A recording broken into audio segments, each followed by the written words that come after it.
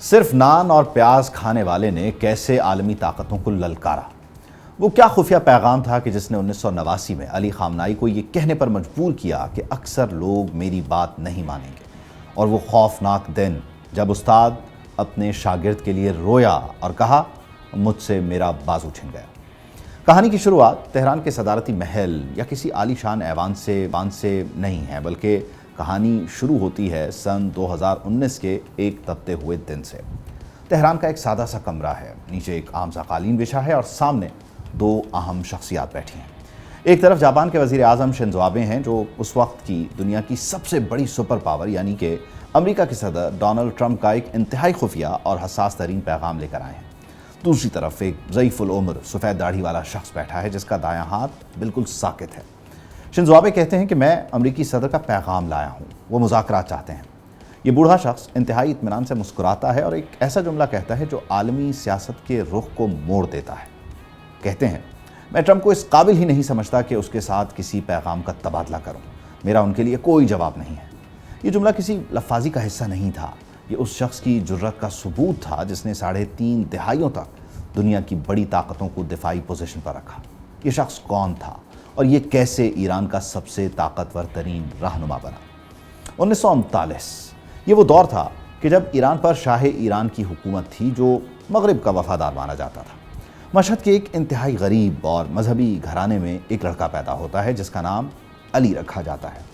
غربت کا یہ عالم تھا کہ خود علی خامنائی نے اپنی یادداشتوں میں لکھا ہے کہ کئی راتیں ایسی بھی گزریں کہ جب گھر میں رات کے کھانے کے لیے صرف اور صرف نان اور پیاز ہوتی تھی۔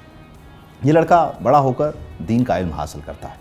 اپنی ابتدائی دینی تعلیم اپنے والد آیت اللہ سید جواد خامنائی سے گھر پر حاصل کی۔ عربی، گرامر، ادب اور فقہ کی ابتدائی تعلیم مشہد کے مدارس سے ہوئی۔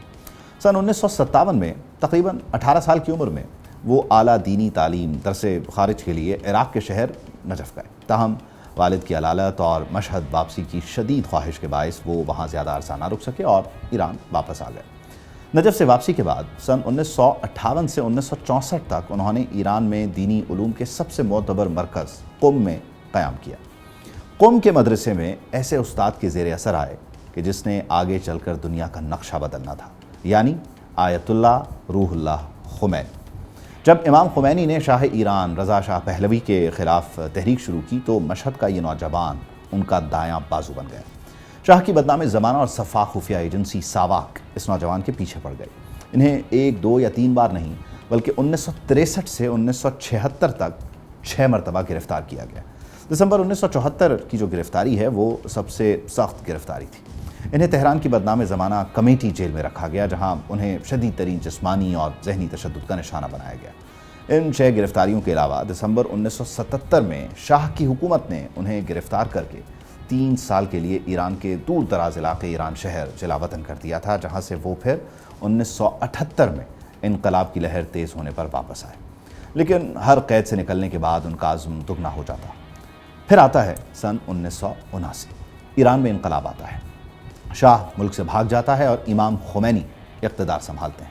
اب یہ نوجوان جو اب ایک پختہ کار سیاستدان ہے، عالم بن چکا تھا، تہران کا امام جمعہ اور پھر ملک کا صدر منتخب ہوتا ہے۔ لیکن اقتدار کا یہ راستہ پھولوں کی سیج نہیں تھا۔ 27 جون 1981 کو تہران کی ابوذر مسجد میں جب وہ خطبہ دے رہے تھے تو مخالفین کی طرف سے اسٹیج پر رکھے ایک ٹیپ ریکارڈر میں دھماکہ ہوتا ہے۔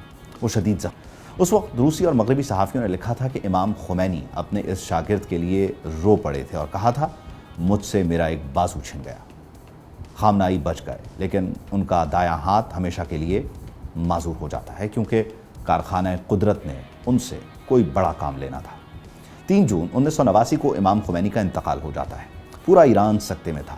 مغربی میڈیا سرخیاں لگا رہا تھا کہ اب انقلاب اسلامی بکھر جائے گا اور ایران میں خانہ جنگی ہوگی۔ ایران کے جید علماء کی کونسل مجلس خبرگان کا ہنگامی اجلاس بیٹھتا ہے۔ نئے رہبر معظم کا انتخاب ہوتا ہے۔ ایک ہی سوال تھا کہ اب اس بکھرتے طوفان میں ایران کی کشتی کون سنبھالے گا؟ اکبر ہاشمی رفسنجانی نے جب سید علی خامنائی کا نام پیش کیا، خامنائی حیران ہوئے اور کہا کہ میں اس منصب کے لائق نہیں۔ وہ مذہبی نقطۂ نظر سے لوگوں کو سمجھاتے رہے کہ آپ میں سے بہت سے لوگ میری بات کو ایک رہبر یا قائد کی بات کے طور پر تسلیم نہیں کریں گے۔ سوال اٹھایا، یہ پھر کیسی رہبری ہوگی؟ یہ کیسی قیادت ہوگی؟ صدر کونسل رفسنجانی نے یہ انکار یا وجہ قبول نہیں کی۔ اعلان ہوا کہ اب بحث نہیں ہوگی، ووٹنگ ہوگی، اور ووٹنگ ہوئی، اور یوں علی خامنائی ایران کے دوسرے رہبر معظم منتخب ہوئے۔ ان کا دور دنیا کی تاریخ کا ایک منفرد دور ہے۔ ایک ایسا ملک جو چاروں طرف سے سخت ترین معاشی پابندیوں میں جکڑا ہوا تھا، اسے انہوں نے ایک علاقائی طاقت بنایا۔ انہوں نے اقتصادی مزاحمت کا ماڈل پیش کیا، جس کا مطلب تھا کہ دنیا پر انحصار ختم کر کے خود کفیل بنو۔ آج اگر ایران اپنے بلبوتے پر ڈرون، میزائل ٹیکنالوجی اور نیوکلیئر پروگرام کھڑا کر رہا ہے تو اس کے پیچھے اسی ایک شخص کی فیصلہ سازی تھی۔ وہ مشرق وسطیٰ کی شطرنج کے وہ کھلاڑی تھے کہ جو قاسم سلیمانی جیسے دنیا کو ہلا دینے والے جرنیل ان کے ایک اشارے پر عراق سے شام تک سلطنتوں کا رخ بدل دیتے تھے، لیکن اس سب کے باوجود ان کی ذاتی زندگی زہد کا ایک ناقابل یقین نمونہ تھی۔ ایک مشہور دستاویزی مجموعہ دی نیریٹو آف دا سن میں لبنانی صحافی غسان بن جدو نے لکھا ہے کہ جب وہ رہبر کے گھر کے اندرونی حصے میں گئے تو وہاں کوئی صوفہ نہیں تھا، صرف زمین پر چٹائی تھی اور پردوں پر پیوند لگے تھے۔ علی خامنائی نے اپنے بچوں کو سختی سے منع کر رکھا تھا کہ وہ سرکاری عہدے یا کاروبار میں حصہ نہیں لیں گے۔ یہی وجہ تھی کہ دنیا کا کوئی بھی انٹیلیجنس ادارہ ان پر کرپشن کا ایک داغ بھی نہ ڈھونڈ سکا۔ اور پھر تاریخ کا وہ آخری باب آتا ہے کہ جس کا سامنا ہر جاندار کو کرنا ہے۔ وہ ہاتھ جو 1981 کے قلعے میں معذور ہوا تھا، وہ آخری وقت تک ظلم کے خلاف اٹھتا رہا۔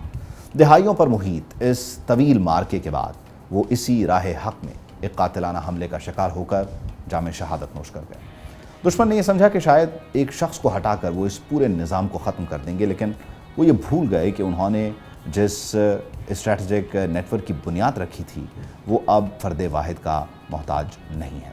سید علی خامنائی اب تاریخ کا ایک ایسا باب بن چکے ہیں کہ جن کی زندگی، فیصلے اور سادگی آنے والی کئی نسلوں کے لیے ایک رہنما اصول بن کر زندہ رہے گی۔ علی خامنائی مٹی کی آغوش میں اتر رہے ہیں، مگر ان کا نظریہ مٹی سے نکل کر دلوں میں دھڑک رہا ہے۔ سادگی اور شجاعت کا یہ باب آج ظاہری طور پر بند ہو گیا، لیکن فلسفہ حیات یہ کہتا ہے کہ عزم محکم رکھنے والے کبھی مرا نہیں کرتے۔